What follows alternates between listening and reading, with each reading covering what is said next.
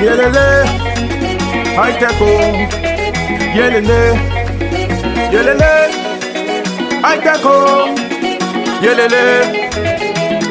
Hey, hey, tu nous reconnais, c'est l'équipe des braves. On avance malgré les difficultés, toujours calé. Tant qu'il y a bataille, jamais découragé. On a connu des hauts et connu des bas. Les ennemis paraissent grands, mais nous c'est David et eux c'est Goliath. On gagnera la médaille. Merci à Léna pour l'invitation. C'est vrai qu'il m'a fait travailler, parce que c'est vraiment pas un sujet que je maîtrise. Je suis effectivement dans le domaine de l'industrie manufacturière, donc une organisation patronale affiliée à la Confédération Générale des Entreprises de Cameroun. Mais bon, avec les experts que j'ai autour de moi, je sais que je vais pouvoir m'en sortir. Donc, peut-être en mode introductif, je dirais que l'accès à la technologie numérique est désormais considéré comme faisant partie du droit de l'éducation.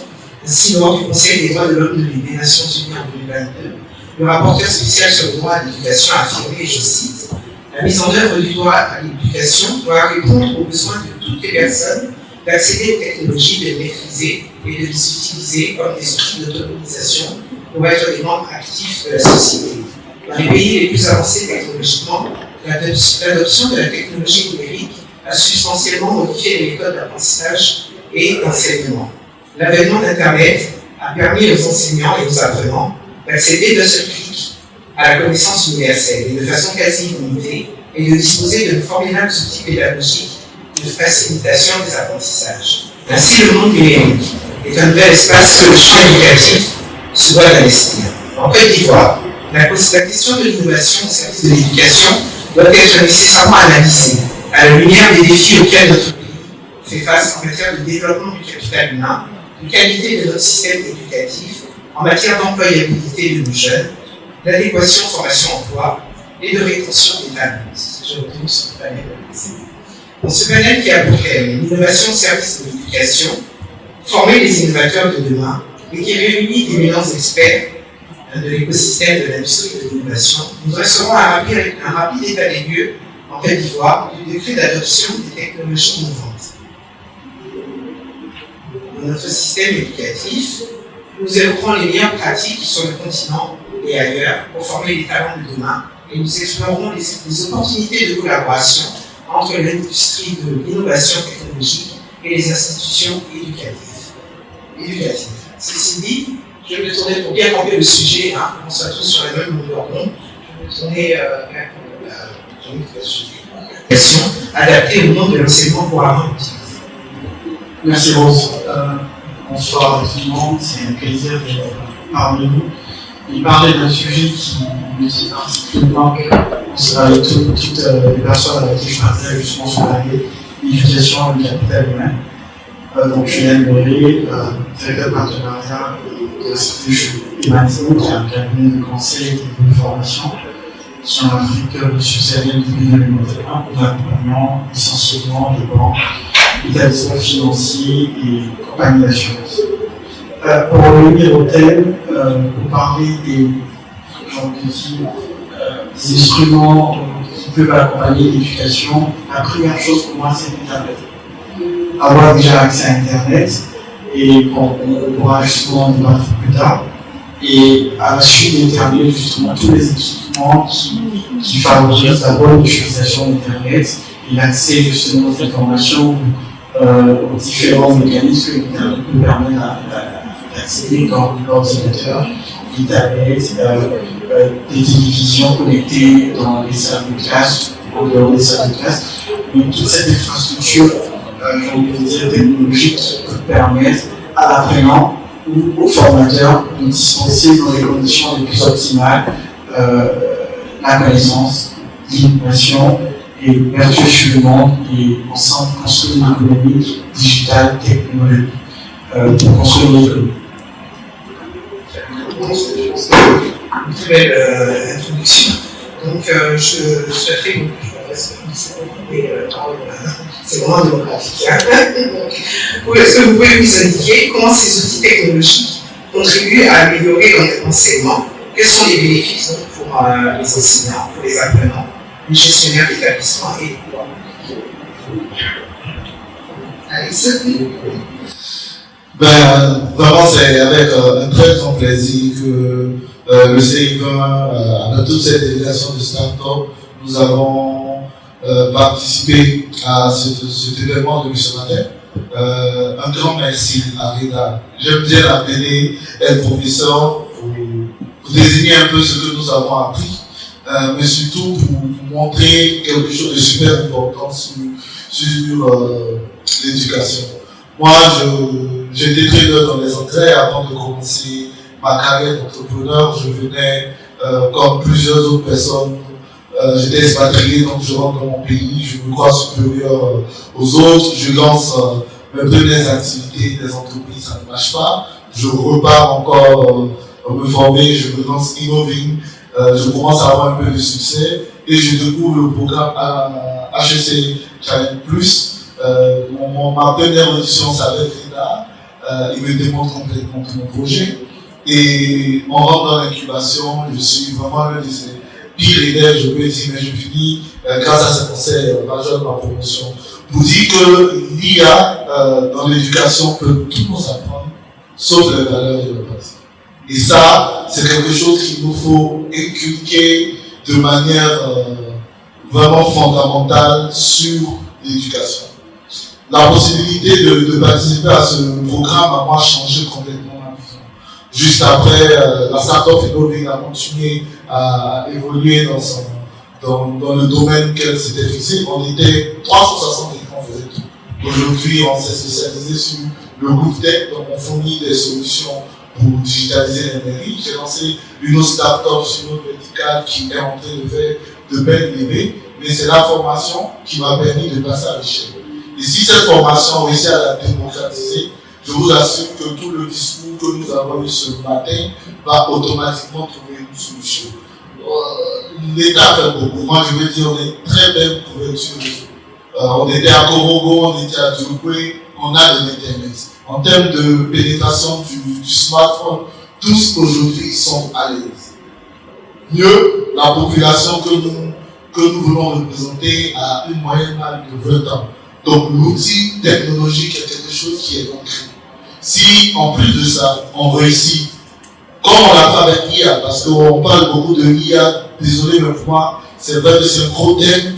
Reda nous a dit la personne qui ne maîtrise pas l'IA va être un analphabète, mais c'est l'homme qui a formé l'IA. Et si l'homme a pu former l'IA, l'homme peut ramener cette IA-là dans l'éducation et permettre à notre jeunesse de pouvoir dépasser les frontières.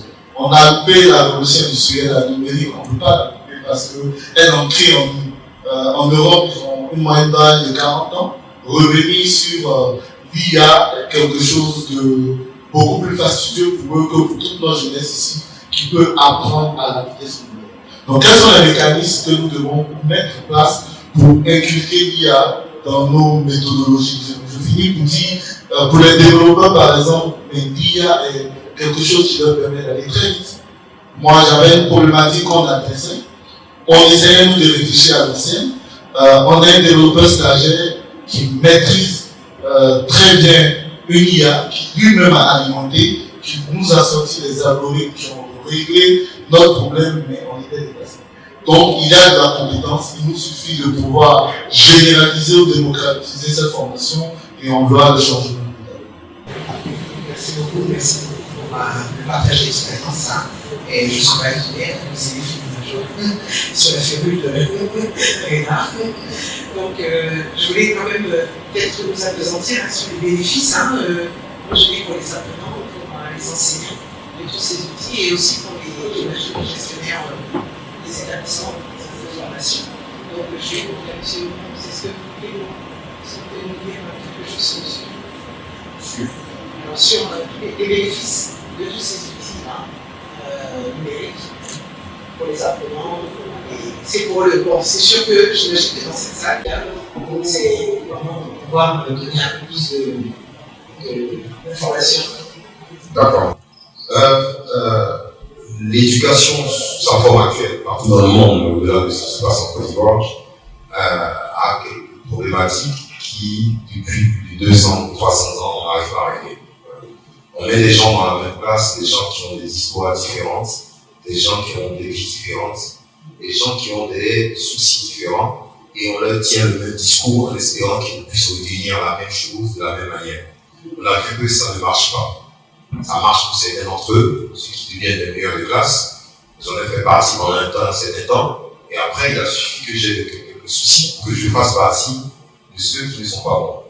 Alors, est-ce que ça veut dire que les gens qui ne sont pas parmi l'élite sont les moins intelligents, les moins valeureux? Non. C'est juste que le cerveau humain, grâce en tout cas aux recherches actuelles, on a découvert que le cerveau humain est très complexe. Bon, on le savait déjà, mais on s'est rendu compte que s'il est même beaucoup plus complexe qu'on ne le pensait, hein, et que même une simple phrase de 5 mots peut être comprise de 8 milliards de manières. Voilà. Et ça prend en compte un certain nombre de paramètres. Aujourd'hui, donc pour être spécifique vis-à-vis de ces problématiques, on a des gens qui ne peuvent plus apprendre. Dans le contexte dans lequel on est, ils ne peuvent plus apprendre parce que, bon, il y a TikTok a déjà pris une partie de son cerveau, donc son niveau de concentration face à une nouvelle information est complètement différent de ce qu'on avait quand on était au lycée Garçon de Bégève, alors qu'on n'avait pas encore de smartphone. Il y en a qui ne peuvent plus suivre, tout simplement parce que la cellule familiale n'est plus la même. Donc avant, on avait la chance, moi par exemple, d'avoir ma mère qui faisait office de répétitrice, et maintenant on n'a plus ça. Alors, face à ces problématiques, j'en ai cité juste quelques-unes, face à ces problématiques, on a la technologie. Quand on crée la technologie, nous les informaticiens, ça part de beaucoup d'observations, de recherches, avant d'avoir des outils. Quand on fait notre entretien, je vous ai dit, j'évite de parler d'outils, de logiciels, parce que bon, on peut en créer tant qu'on veut, tant qu'on n'a pas encore parlé des problèmes, on n'est pas avancé. La recherche a permis de comprendre qu'on peut adapter le discours d'éducation, donc la transmission des concepts, on peut l'adapter à la personne qui est en face de nous, si on s'appuie sur certains éléments. Et c'est ce que nous sommes en train de faire aujourd'hui avec nos algorithmes qu'on utilise dans l'intelligence artificielle, en grande partie. Et j'attire l'attention des autorités, je pense qu'il y en a quelques-unes ici, mais c'est sur ça qu'il faut travailler. Il faut chercher à savoir comment on va faire pour que les algorithmes puissent parler aux enfants qui sont nés dans le sud Congoé, aux enfants qui sont très très haut là-bas, assis là dans le branche de la Marabout, où j'ai fait l'école primaire, parce que leurs problématiques sont très très différentes de ce qu'on a en Europe, en Asie. Donc, voici là où on en est aujourd'hui. Avec ces technologies-là, on va donc pouvoir adapter le discours, mais on va pouvoir aussi alléger le travail de l'enseignant. L'enseignant, aujourd'hui, prend un temps fou pour faire un travail qui est très peu rémunérateur en termes de gratification. Corriger les copies, ce n'est pas un travail normal pour un être humain. Je veux dire, on ne peut pas se donner, se dire qu'on peut évaluer le cerveau d'un autre être humain, parce que les gens ne le comprennent pas dans son entièreté. D'ailleurs, même est-ce qu'on se comprend soi-même. Donc, avec des technologies basées sur l'intelligence artificielle, le travail, par exemple, de correction va être délié, et l'être humain va utiliser sa grande intelligence pour vérifier, par exemple, si l'enfant est heureux d'être en classe. C'est des choses que la technologie va nous permettre de faire. Je vais m'arrêter là pour l'instant. Justement,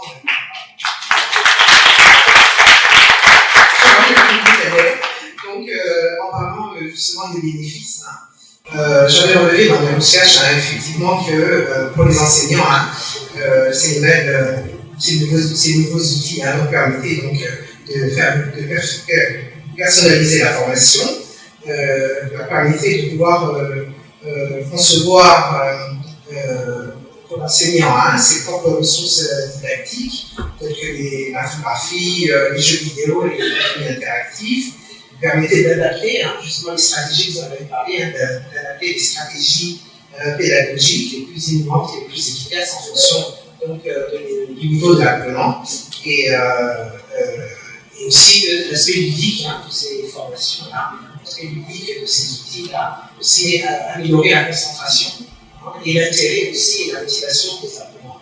Donc, l'intérêt, tout à fait.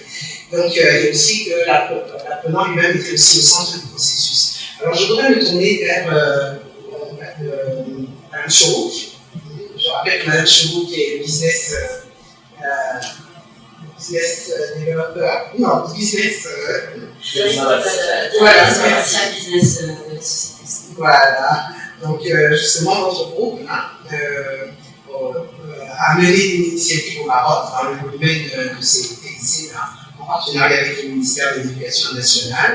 Est-ce que vous pouvez nous partager cette expérience et nous indiquer quels ont été les résultats obtenus? Je pense que ce serait une bonne illustration de tous les bénéfices. Exactement, de voir directement un petit peu tous les exemples de projets concrets. Tout d'abord, je commencerai par remercier Léla pour l'intégration. C'est un honneur aujourd'hui pour moi et pour mes collègues ainsi que pour la marque qu'on représente de participer à ce prestigieux panel et surtout discuter une question ou bien un secteur qui est stratégique pour nous, qui est le secteur de l'éducation. Donc, moi, c'est Chorouk, je suis ravie aujourd'hui de partager un petit peu de ma modeste expérience dans le domaine de l'éducation et vous exposer un petit peu le fruit de 5 ans de collaboration avec le ministère de l'Éducation au Maroc. Moi, je suis marocaine, basée au Maroc, et j'ai eu l'opportunité, une excellente opportunité, de 5 ans de travailler avec le ministère de l'Éducation sur comment, on va dire, vulgariser ou bien introduire la technologie au niveau de la classe. La question de départ était quel type de technologie? Parce que l'idée aujourd'hui, on va avoir une panoplie d'offres en termes d'offres technologiques, des écrans, des PC. On est en train aujourd'hui de parler de l'IA. Avant-hier, j'ai eu l'honneur de rencontrer le chef du cabinet du ministère de l'Éducation et j'étais vraiment très surprise de voir combien on est avancé ici en Côte d'Ivoire pour entamer des discussions, des débats sur l'importance de l'introduction de l'IA dans le système éducatif. Donc, la collaboration a commencé effectivement il y a 5 ans avec le ministère de l'Éducation. Et l'idée était d'introduire la technologie. Donc, la question de départ était quelle technologie introduire. Donc, nous, chez Epson, on va dire, on va essayer de concevoir des solutions et des produits qui sont dédiés au domaine de l'éducation, justement pour faciliter le travail du professeur, pour faire en sorte que l'apprentissage se passe de manière efficace, rapide et équitable. Le matériel va être partagé, donc ça va être une ressource numérique partagée entre plusieurs professeurs. Donc le professeur, par exemple, du mathématique va l'utiliser pendant 1 heure, qui va remettre la valise multimédia au professeur du français et ainsi de suite. Donc à la fin, cette valise, elle est remise avec le lendemain, et le lendemain, on va définir encore une fois le planning de l'utilisation de ces ressources numériques. Pourquoi je vous parle de vidéoprojecteur? Parce que là, encore une fois, c'est pas la marque, c'est pas Epson qui dit ça, c'est des études qui l'ont prouvé, et notamment pour rebondir par rapport à la remarque sur la complexité du cerveau quand il s'agit d'apprentissage. Vous savez, je vous donne n'importe quel concept. Allez, pour faire en sorte d'accélérer l'apprentissage, d'accord, il serait mieux d'associer plusieurs types de mémoire. C'est-à-dire que je vais vous répéter Perrier, pour faire appel à la mémoire auditive. D'accord? Ça, c'est, on va dire, la première partie. Si on fait le test, donc, par exemple, devant des élèves de primaire ou de préscolaire, on va se rendre compte qu'à la fin, toute la classe va retenir le concept. Donc, c'est juste un exemple. Par contre, en associant le nom à l'image que je vais pouvoir afficher grâce à un vidéoprojecteur, là, je vais faire appel à la mémoire visuelle. Donc, là, un autre layer ou une autre plaque, d'accord, pour stimuler encore une fois la mémoire, pour retenir. Si je veux aller encore plus loin, d'accord, dans l'apprentissage, je vais faire appel à la mémoire kinesthésique. Donc, en touchant, par exemple, la bouteille de Perrier. Ça, c'est juste un exemple. Hein.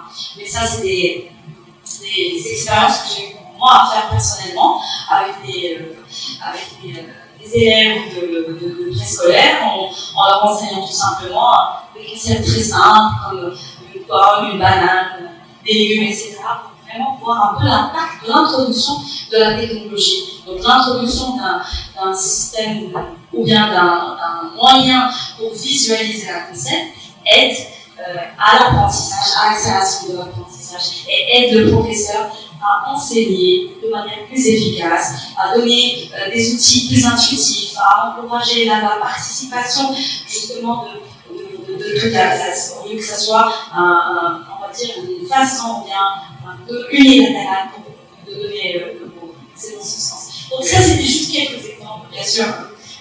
On aura peut-être. Oui, c'est vrai qu'on ne peut pas déployer toutes les solutions. De toute façon, c'est pas une personne de toute façon,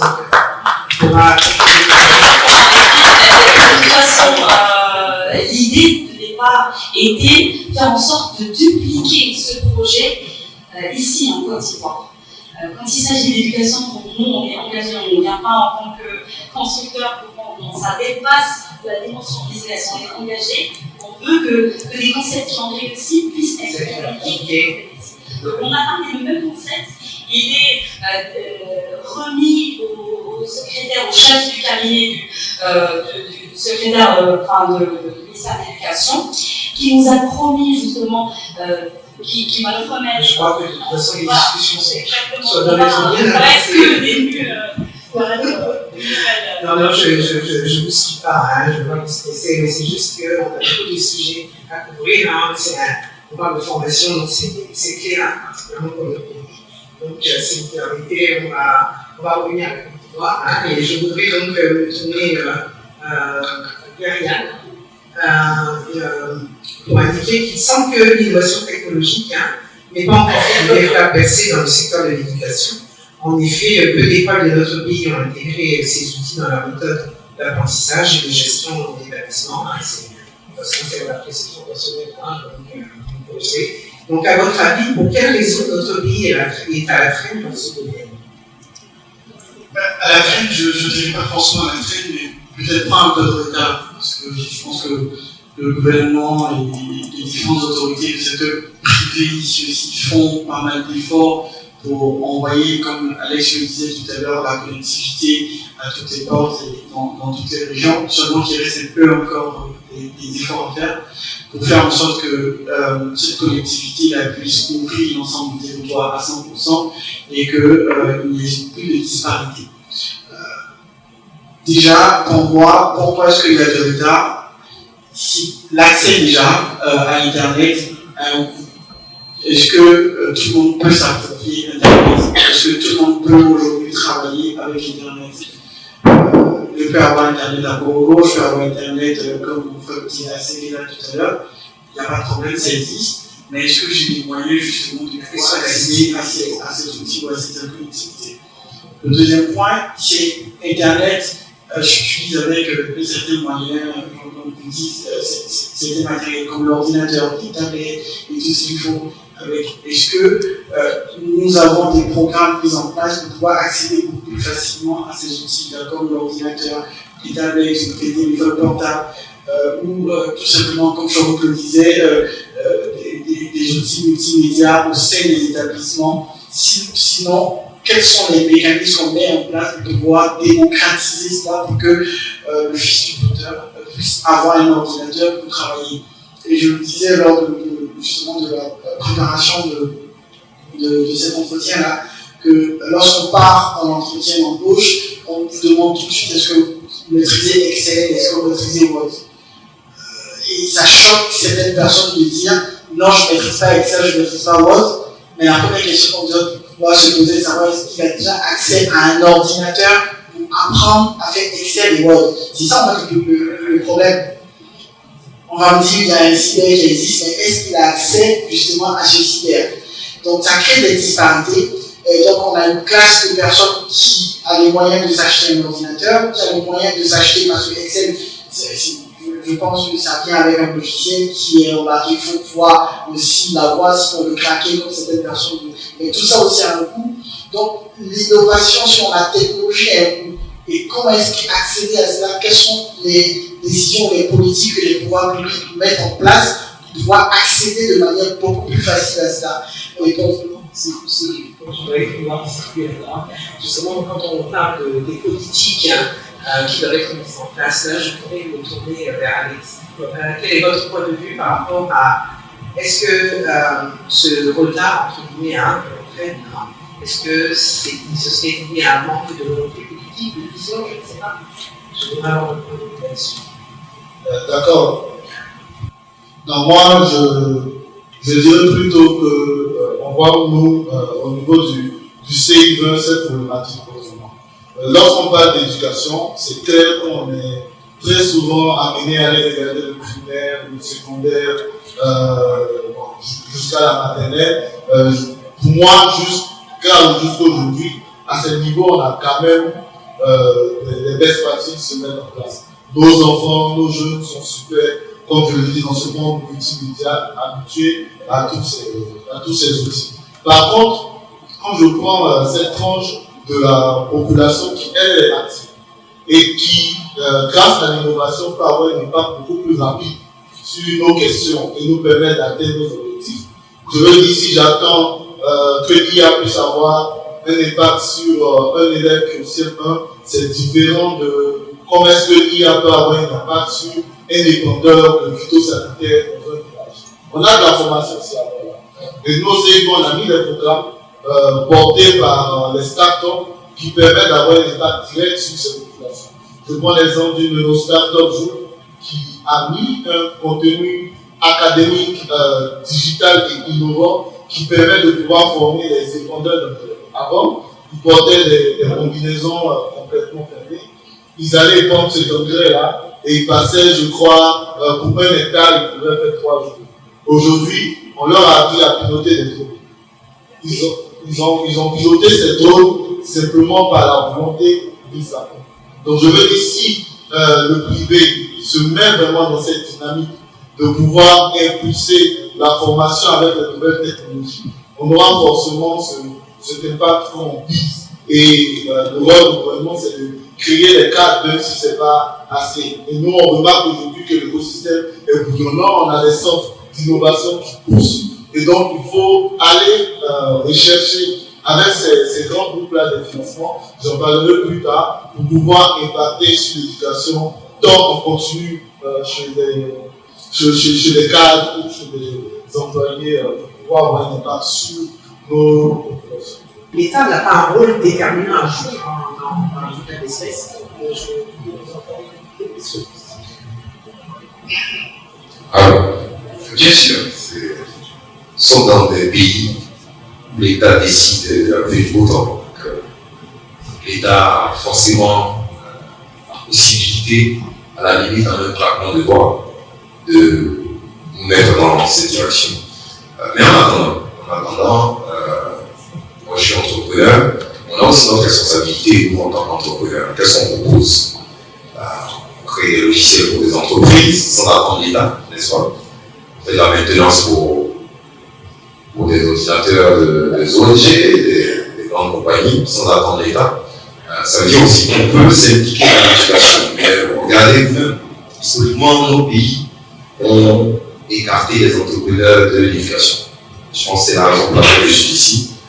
On a souhaité que nous ne sommes pas forcément ceux-là qui peuvent parler d'éducation, qui peuvent donner la direction, qui peuvent suggérer la vision qu'on puisse avoir de notre éducation. Et je pense que s'il y a un changement à ce niveau, on va avoir des choses nouvelles. La plus grande école aujourd'hui dans le monde s'appelle la Khan Academy. On le veut ou non. Il y en a qui diront, mais ils n'ont pas de mur. Qui est-ce qui a dit qu'une école avait besoin de mur? Dans sa définition, je n'ai jamais vu le mot mur écrit dans la définition d'une école. La Khan Academy, aujourd'hui, ce sont des dizaines de millions de personnes dans le monde qui suivent des cours en ligne depuis plus de 20 ans. Je crois 17 ou 20 ans. Et ce monsieur qui était un entrepreneur financier à la base a mis en place sa plateforme en essayant tout simplement d'apporter un soutien à sa petite nièce qui avait du mal avec les mathématiques. Et il essayait de le faire avec le téléphone. Et c'est peut-être là que je ne serais peut-être pas d'accord avec mon frère, je parle de moyens.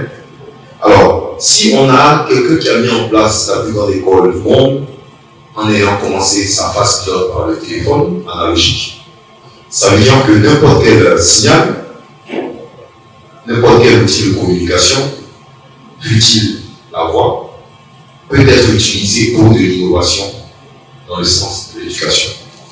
Qu'est-ce que nous avons aujourd'hui dans nos pays? Nous avons le signal hertzien. Nous avons le signal, au niveau du signal hertzien, nous avons la télévision, nous avons la radio. Rien que ça. Rien que ça. L'innovation, c'est aussi ça. C'est aussi de se dire, on a ceci, comment est-ce qu'on va l'utiliser intelligemment pour pouvoir y arriver. Si on va demander à l'intelligence artificielle, j'ai fait le test, elle va nous faire ressortir la vision de Philippe Soukoué-Boigny avec l'école parlant télévisuelle. Ceux qui ont peut-être moins de 40 ans ne savent pas de quoi il s'agit. Mais dans ce pays-là, dans les années 70, l'idée était dans les années 70, dans les années 80, il y avait une phase pilote et même un déploiement de télévision dans les mois dans les régions de sorte à ce que les enfants qui sont à l'école puissent suivre certains programmes à travers la télévision.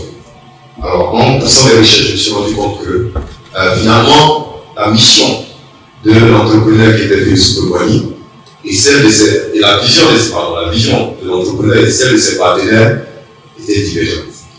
Le contenu était produit par les partenaires, puisque l'entrepreneur avait une très belle idée, une très belle vision, mais n'avait pas les moyens de mettre en place ces choses. Aujourd'hui, en Côte d'Ivoire, nous avons des ingénieurs d'éducation. Nous avons des gens qui ont construit des écoles.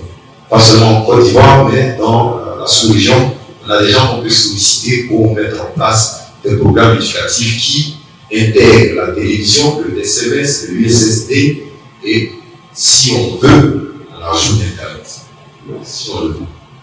D'accord, je suis tout à fait aligné avec vous, effectivement. Il faut partir de ce constat.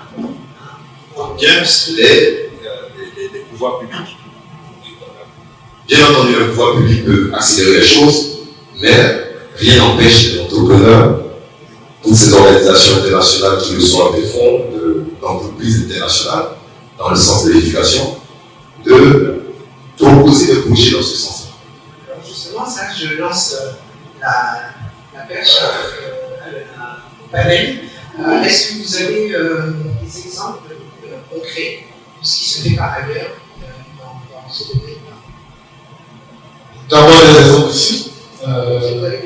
Oui, nous, on a Etudex, un start-up au niveau du CE1 qui conçoit des programmes pédagogiques de formation. On a vu comment, avec la pandémie de Covid, ces contenus ont pu permettre de pouvoir ne pas avoir une fracture éducative et continuer à former les élèves. La plus grande université en Côte d'Ivoire, c'est l'université virtuelle.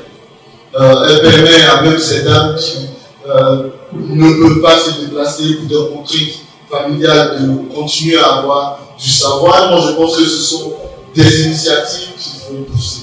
Pas pousser forcément avec l'État.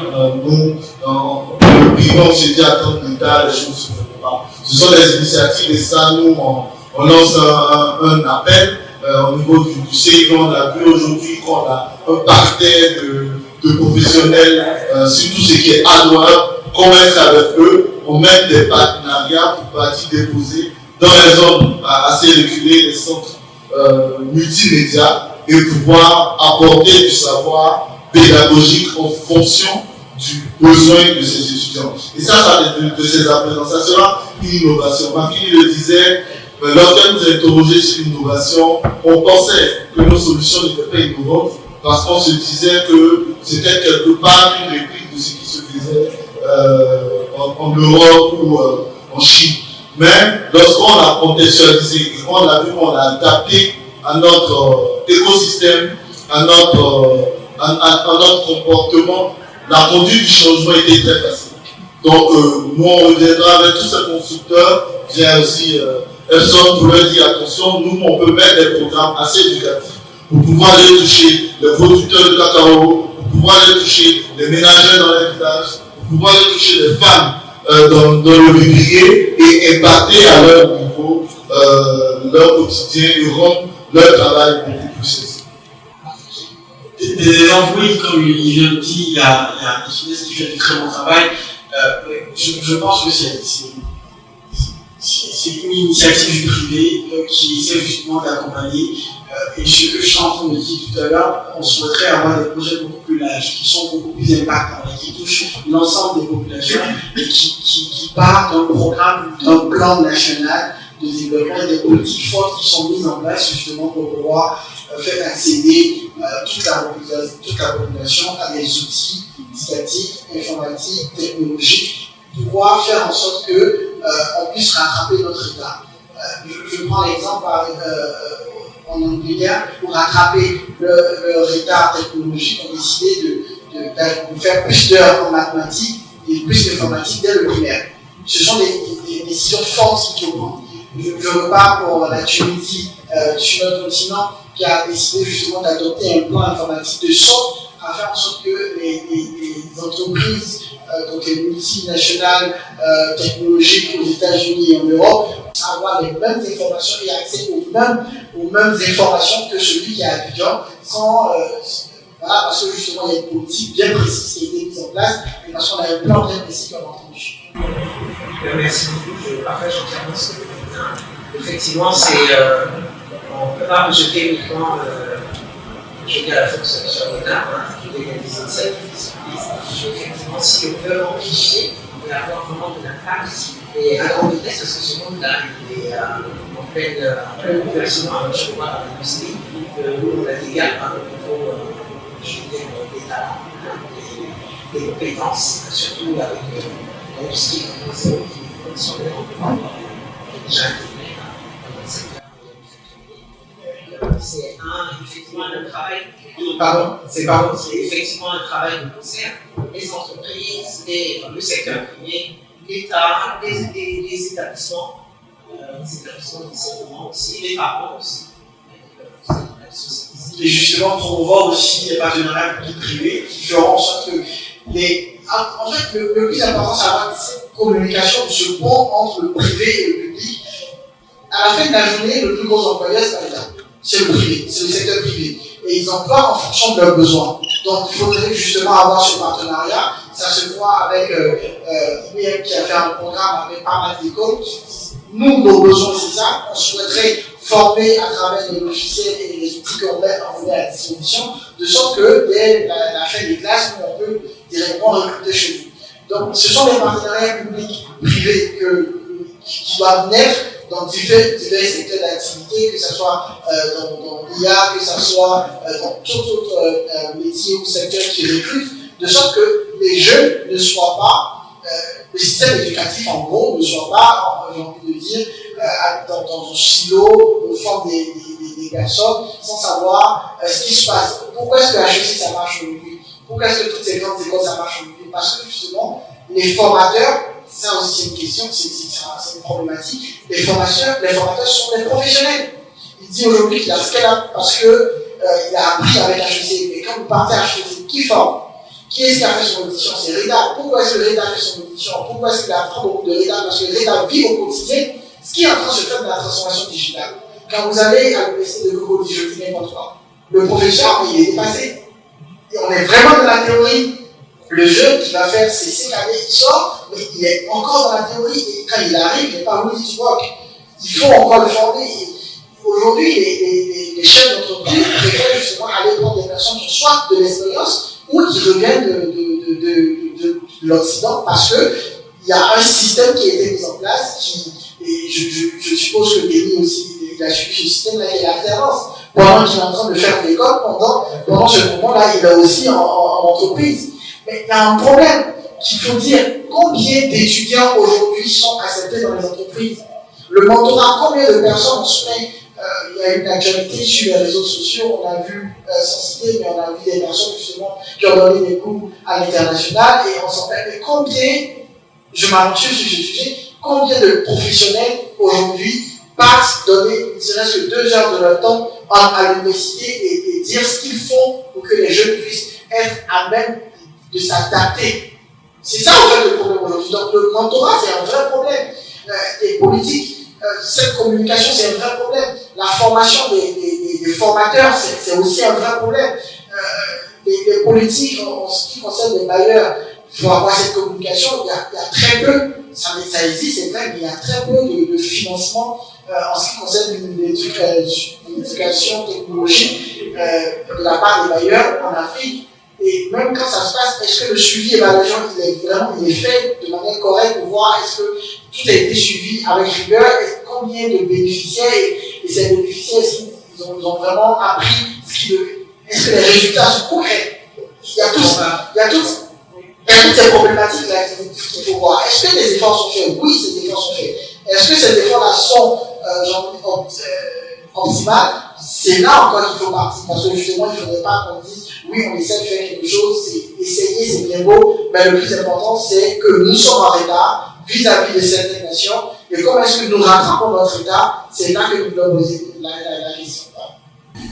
En tout cas, merci pour tout ce qui a été présenté. Je me réjouis de ce que les différents intervenants ont pris en compte effectivement toutes les facettes de l'éducation, depuis l'éducation de base, l'éducation secondaire, la formation professionnelle, jusque dans la vie active. Tous ces aspects-là ont été abordés par les différents intervenants.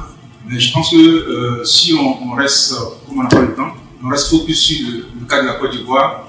L'une des grosses problématiques aujourd'hui, c'est que par exemple en Côte d'Ivoire, vous avez un déficit de près de 20 000 salles de classe au primaire.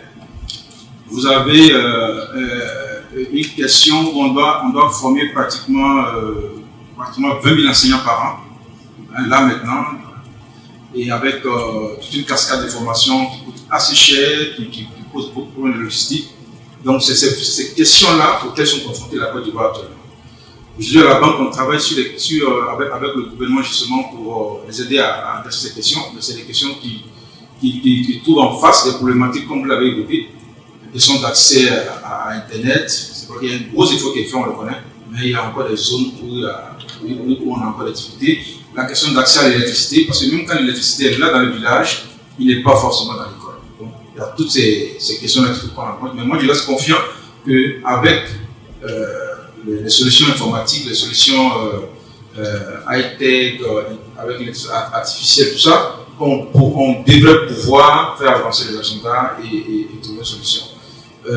Nous, on a une activité importante qui va se faire le lundi prochain avec les 4 ministres en charge de l'éducation pour justement réfléchir sur comment est-ce qu'on peut développer le secteur de la formation technique, de l'enseignement technique et de la formation professionnelle, parce que là, il y a des grosses problématiques.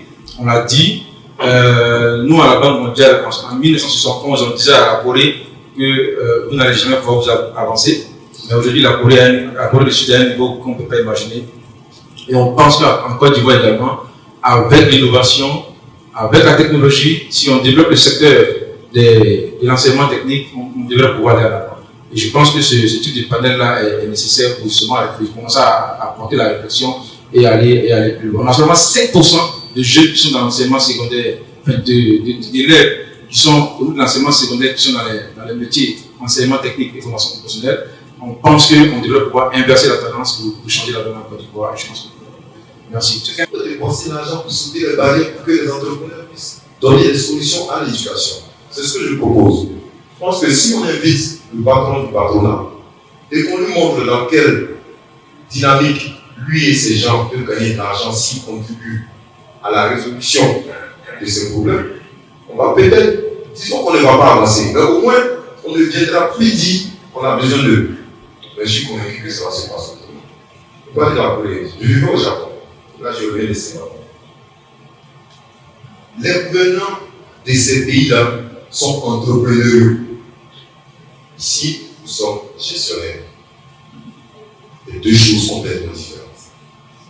On fonctionne ici très bien quand les choses sont établies. Ce n'est pas mauvais, chacun est comme il est. Mais nous sommes dans une dynamique, ça va très vite. Vous avez mentionné 20 000 salles de classe manquantes. Ça, à la limite, c'est un problème. Parce que l'école, ce ne sont pas des salles de classe. C'est le taux d'analphabétisme qui est un problème. Il y a un pays dans lequel les gens ne savent pas utiliser la langue officielle pour communiquer. Mais c'est normal qu'ils ne sachent pas les signes qui sont sur la route. Pire encore, qu'est-ce qui va leur donner envie d'aller à la banque pour ouvrir un compte? Vous voyez, l'éducation, c'est tout ça. C'est la raison pour laquelle moi, en tant qu'ingénieur, j'ai tenu à venir dans ce panel, parce qu'il faut une fois au moins essayer d'intégrer des entrepreneurs et les entreprises dans vos discussions. Il y a eu la concertation nationale, je pense qu'il y a 2 ou 3 ans. J'ai été un tant soit peu associé pour du travail technique. Alors je ne vais pas me plaindre. Mais ce sont des théories du modèle prussien. Je ne sais pas s'il y a des éducateurs ici. L'école actuelle, c'est un modèle prussien. Ça n'a rien à voir avec nous, ni la France, ni la Grèce. Donc c'est un modèle. L'école dans son modèle prussien, qui n'est plus du tout adapté au monde actuel, est ce qui est utilisé comme théorie par nos éducateurs pour définir l'avenir de notre pays. Donc on est parti jusqu'à 30 ans encore une fois. Je ne sais plus quelle année ils ont choisi pour venir sur la concertation. Donc voici où on en est, chers frères. Donc, si vous pouvez nous inviter un peu, ou bien même nous tenir informés de la table, qu'on puisse écouter, ça nous donnera envie de réagir. Vous savez, pour être vraiment très honnête, cette année, au Maroc, on va pouvoir installer plus de 30 000 classes, l'équipées en vidéoprojecteur ou en PC. D'accord? Donc, mais de manière concrète, une fois qu'on va partir sur le terrain, il y a des classes qui sont au milieu de nulle part, qui ne sont même pas électrifiées.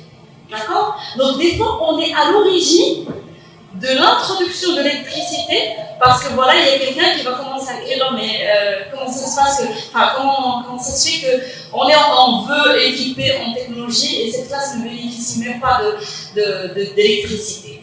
Et c'est là où on va faire intervenir des acteurs majeurs dans les télécoms qui vont aussi participer avec les budgets. Nous, en tant aussi que constructeurs dans le domaine de l'informatique, on va pouvoir participer en subventionnant le matériel qu'on va proposer au ministère de l'Éducation en leur proposant à des tarifs spéciaux pour l'éducation. Donc effectivement, il y a un certain nombre de configurations ou d'initiatives qu'on va prendre, notamment aussi dans la formation des professeurs, parce que l'idée, pour nous, ce n'est pas que de pousser, que de vendre, mais on a envie que ces technologies soient utilisées à bon escient. On a envie que ce soit vraiment de la technologie utile, qui va faire en sorte qu'elle va éliminer ce fossé, justement, qui s'est créé depuis d'ailleurs Covid, qui nous amène un petit peu tous devant le fait accompli. Donc aujourd'hui, l'accès à la technologie, franchement, ce n'est plus un luxe. Maintenant, il va falloir savoir quel type de technologie, par où commencer à avoir une vision claire. Commencer quelque part. Parce qu'au Maroc aussi, il y a 6 ans, on a commencé par 500 classes. On a commencé par 20 professeurs qui étaient suffisamment engagés avec nous, qu'on a formés, qu'on a essayé de mettre à leur disposition du matériel pédagogique de manière très basique. Et d'année en année, en voyant que les résultats sont positifs et qu'il y a des retombées positives. Je suis désolée, hein, c'est très intéressant ce que vous dites, le partage d'expérience, et on va certainement également des discussions. Alors, de l'intelligence artificielle dans son état actuel, beaucoup ont été remis en cause.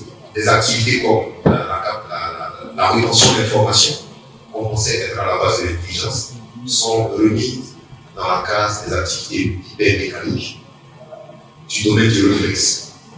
Donc, autant on estime que quelqu'un qui joue au foot n'est pas forcément intelligent, autant quelqu'un qui retient des informations n'est pas du tout intelligent, c'est juste un travail mécanique, l'association.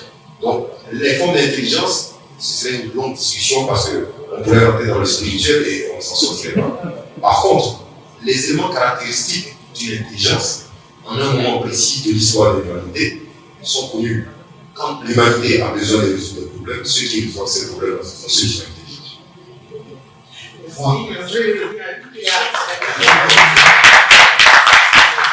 Il y a Alex qui aimerait rebondir sur la question. Alex. Oui, mais je le ferai sur la question. Moi, je vais revenir sur le cas de la Côte d'Ivoire.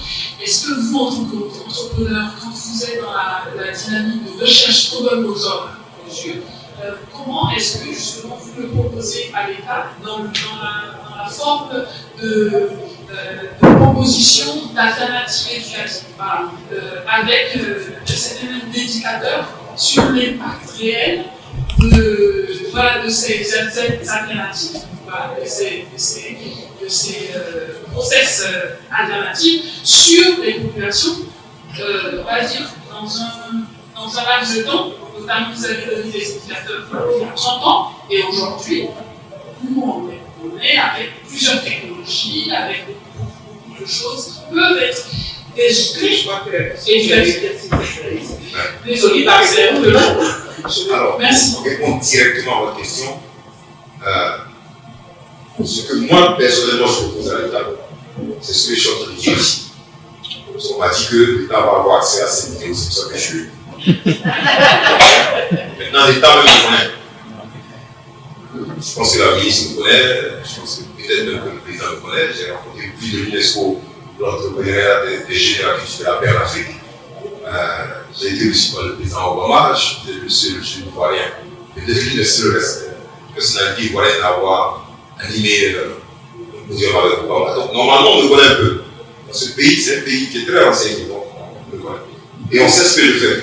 On sait que je suis le seul homme qui a mis en place un programme pour les femmes qui forme beaucoup plus de femmes que la plupart des écoles d'ingénieurs dans les technologies. Donc l'État a ce signal. Maintenant, ce n'est pas. Ça va être long. Je dirais que peut-être 80 ans, 90 ans à vivre. Ce que nous on fait, c'est qu'on a mis en place des programmes qui ne nécessitent pas d'être dans des salles de classe. Des programmes qui ne nécessitent pas d'avoir des diplômes pour commencer. Des programmes qui ne nécessitent pas d'avoir de grands moyens pour intégrer.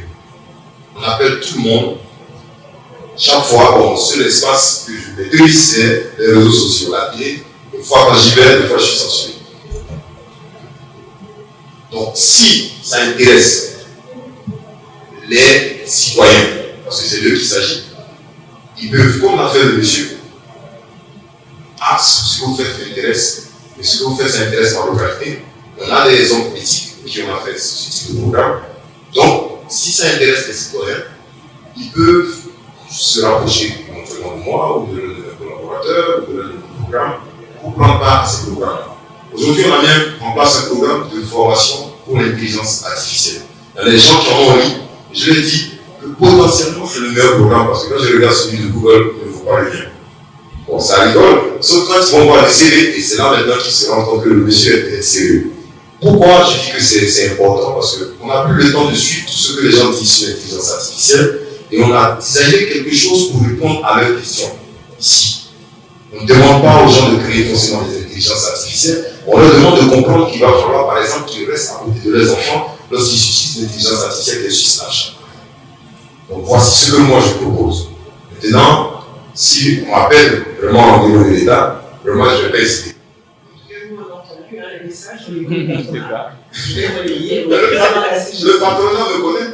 Vous m'avez mis parmi les 30 innovateurs de la technologie de la Côte d'Ivoire. Moi, je voulais intervenir rapidement sur ce point pour dire que si nous sommes là ce soir et pour la plupart depuis le matin, c'est parce qu'il y a 20 ans, il y a quelqu'un qui a eu un fou de créer high-tech.